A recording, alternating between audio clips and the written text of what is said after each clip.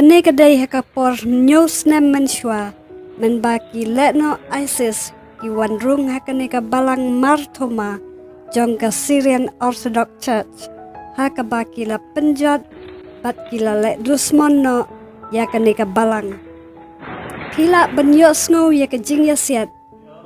bat hangne pila ru banyo I pastor jong kane ka balang Hadien baki ISIS kila let dusmon ya kane ka balang ular wai sngusen na ka benta ka jingsha le dusmon jong kane ka Ingmane Hadien baka ISIS kala kurup no ya kane ka Ingmane kala pelong jaka bishar bat tian bishar ya ki koidi bat ya ki wede ki bom kongo ya ki hukum jongka Nrai ke basngau tenat pat de kelong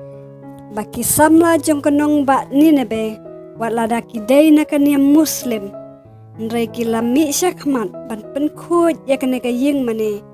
batru ban si biang ya ka dingpna atnum ka jaka balawa ya ka baje kilai weru ya ki Khristan ki bala pet wer keleng ki jaka ban wan pai biang sya kane ka nong ba bat kila ong ya ki bangila le ya ka babhatam ban wan ra biang ya ka jingsuk batru ban kerpat ya pi ban wan biang sya kane ka jaka ban pynlong ya ki jingiaseng ki jong pi kumba pi jule menshwa dei ha une ubnai September bal dang shudep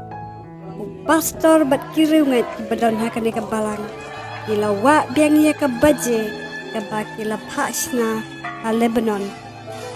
bat hakasin ke penengkong Hadien news nem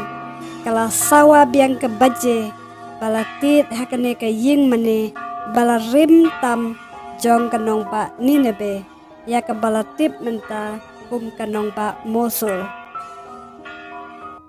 I kumba usaihon badang satlem naduk kapor ujona kadang don ha ka donut jong kini kibriu jong kane kanong ba aka bangila banyo I ya ka jingjen sur mensim jengkin Muslim bandon ka mensim ngulem na ka benta upat Ingmane Khristan da ka baki mi khmat